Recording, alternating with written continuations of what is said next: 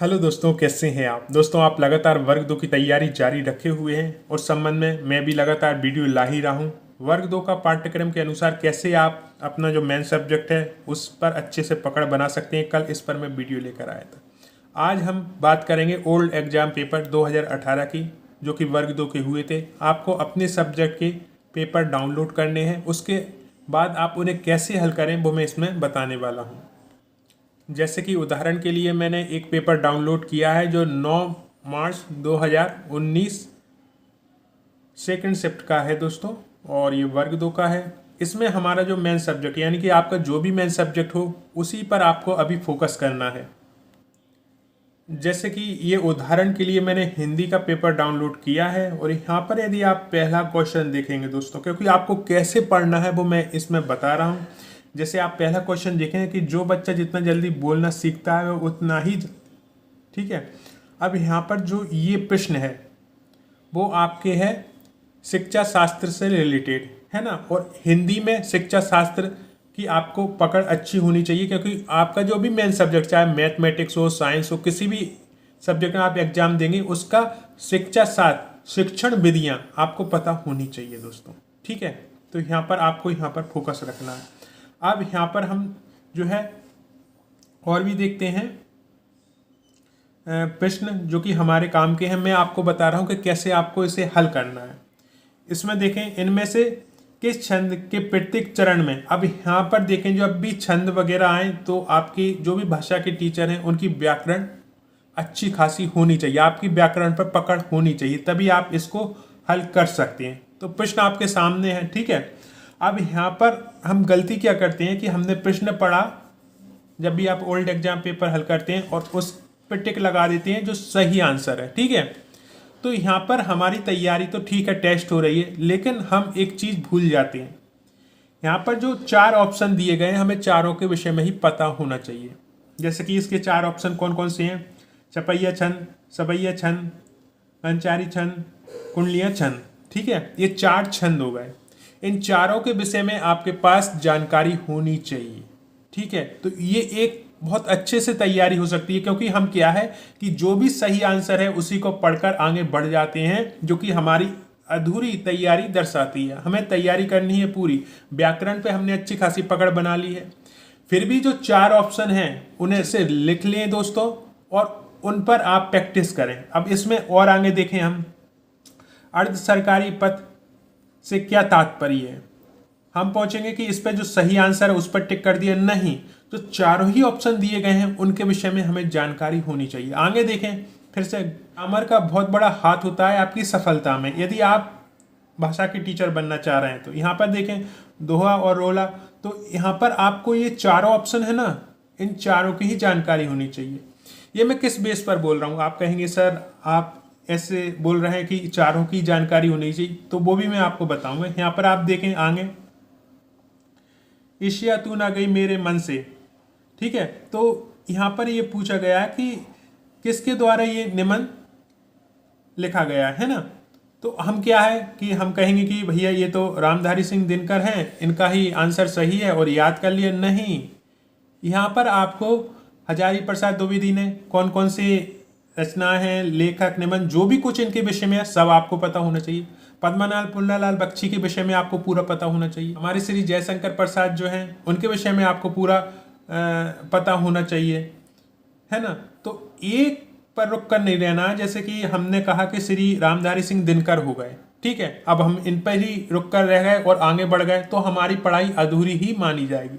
हमें जो 3 ऑप्शन है उनके विषय में भी पता होना चाहिए, और ये लागू होता है आपके साइंस, सोशल साइंस, जितने भी सब्जेक्ट है सब पर लागू होता है कि जो एक सही आंसर है वो तो हमें रखना ही है सामने, लेकिन जो 3 आंसर दिए गए हैं जिनसे आगे जाकर क्वेश्चन बन सकते हैं उन पर भी हमें पूर्ण फोकस करना है।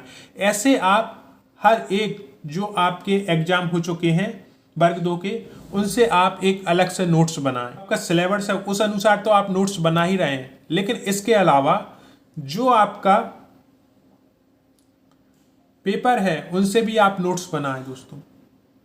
अब मैं किस आधार पर कह रहा, मैंने ये कहा था चूँकि दोस्तों वर्ग 2 के जब एग्ज़ाम हुए थे तो हिंदी की क्लासेस मैंने फ्री ली थी अपने घर पर, और हिंदी से बहुत से लोग पढ़ने भी आए थे और आज उनके अच्छे खासे नंबर आए। मेरा पढ़ाने का तरीका क्या था, मैं वही शेयर कर रहा हूँ कि जैसे हिंदी पढ़ाता था तो सबसे पहले व्याकरण एक ऐसा है कि उसे आप डेली अपने रूटीन में जो है हिस्सा बना लें और डेली कुछ ना कुछ व्याकरण सीखते रहें, उन पर प्रैक्टिस करते रहें, जिससे कि व्याकरण से संबंधित कोई भी क्वेश्चन आता है तो आप वहाँ पर 100% सही आंसर लगा के आएंगे, क्योंकि आप डेली प्रैक्टिस कर रहे हैं व्याकरण का। व्याकरण को छोड़ना नहीं है, यदि आपने छोड़ दिया तो आपके जो है भूलने के चांसेस ज़्यादा हो जाती हैं। तो डेली रूटीन का हिस्सा होना चाहिए आपकी व्याकरण, ठीक है। और जैसे इंग्लिश है तो उसकी ग्रामर आपका हिस्सा होना ही चाहिए।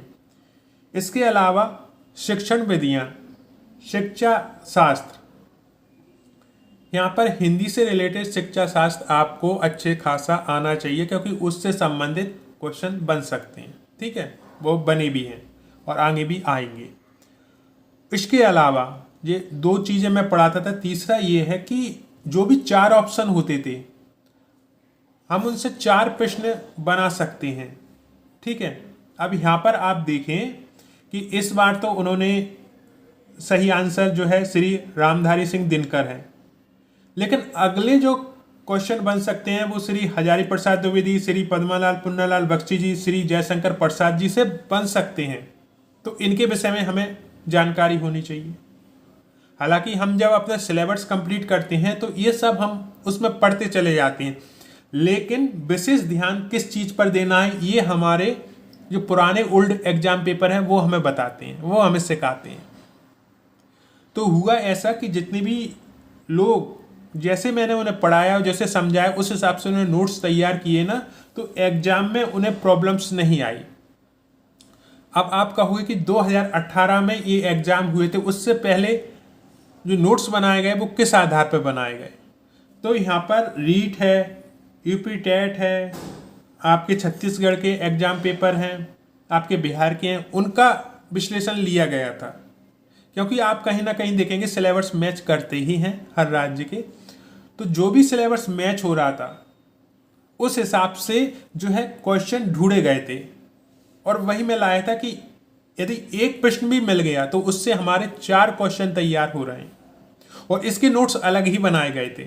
जैसे कहते हैं ना कि आपके एग्जाम में घुमाकर प्रश्न पूछे जाते हैं, तो उनका हम प्रैक्टिस कहाँ से करें? तो प्रैक्टिस बेहतर यहीं से हो सकती है। अब हमारे पास एक चीज़ और आ गई कि 2018 में वर्ग 2 के एग्जाम हो गए और पूरे क्वेश्चन पेपर हमारे पास आ गए हैं। अब इन्हें हमें डिटेल्स में हल करना है। यदि आप कहेंगे तो मैं हिंदी की क्लासेस ला सकता हूँ, मैं लाइव आपको आकर पढ़ा सकता हूँ हिंदी विषय में, क्योंकि हिंदी विषय जो है मेरा रहा है और इस पर अच्छी खासी मेरी पकड़ भी है। तो हम पढ़ेंगे इस आधार पर कि जो भी क्वेश्चन बन रहे हैं इनसे, जैसे कि आप पूरा देखेंगे ना तो हर एक प्रश्न में 4 ऑप्शन दिए होते हैं, और इन चारों के विषय में, यानी कि मान लो इसका क्या है, जो भी सही आंसर है, जैसे कि इसका आंसर है हबीब तनवीर, ठीक है। अब इनके विषय में आपको डिटेल्स, क्योंकि एक ही रचना नहीं की, इन्होंने बहुत सारी रचनाएं की होंगी, तो उन सभी रचनाओं के विषय में हमें पता होना ही चाहिए। जो भी इन्होंने नाटक रचे हैं वो सभी जो नाटक है उनकी जानकारी हमें होना ही चाहिए। अब नाटक की जानकारी होना ये मात्र नहीं है कि आपने उसका नाम पढ़ ली, उसमें कैरेक्टर कौन कौन से हैं वो भी आपको पता होनी चाहिए। क्योंकि कई बार तो ये है कि उसके चरित्र पूछ लिए जाते हैं, कि उसमें जो नाम बता दी जाते हैं कि ये किस नाटक के चरित्र हैं, तो उनके नाम पूछ लिए जाते हैं। तो हमारे पास इतना अभी समय है कि हम गहराई के साथ अध्ययन कर सकते हैं दोस्तों, और वो आपको गहराई के साथ अध्ययन करोगे ना तो आप उन लाखों लोगों में से आगे निकल जाओगे जो अभी सोए हुए हैं, क्योंकि फार्म लाखों भरे होते हैं और एग्ज़ाम देने उतने लोग नहीं जाते हैं, क्योंकि बहुत से लोग तो फार्म भर देते हैं, एग्ज़ाम भी नहीं देते, बहुत से लोग एब्सेंट हो जाते हैं किसी भी कारण से। तो यहाँ पर हमारे पास काफ़ी मौका है। सिलेबस भी मैं कल लेकर आया हूँ। आज मैंने आपको बताया कि क्वेश्चन पेपर कैसे हमको हल करना है हर एक सब्जेक्ट का, है ना। तो इस हिसाब से आप तैयारी करेंगे तो बेस्ट तैयारी होगी आपकी। अब दोस्तों मैं कोई ना तो पेड प्रमोशन करता हूँ, ना आपको कोई कूपन कोड बेच रहा हूँ, ना आपको कोई कोर्स बेच रहा हूँ।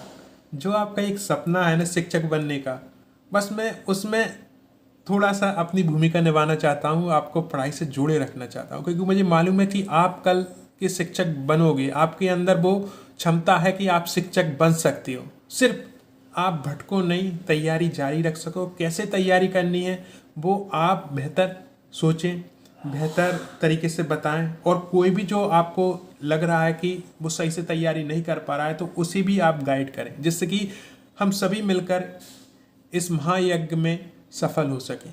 धन्यवाद दोस्तों।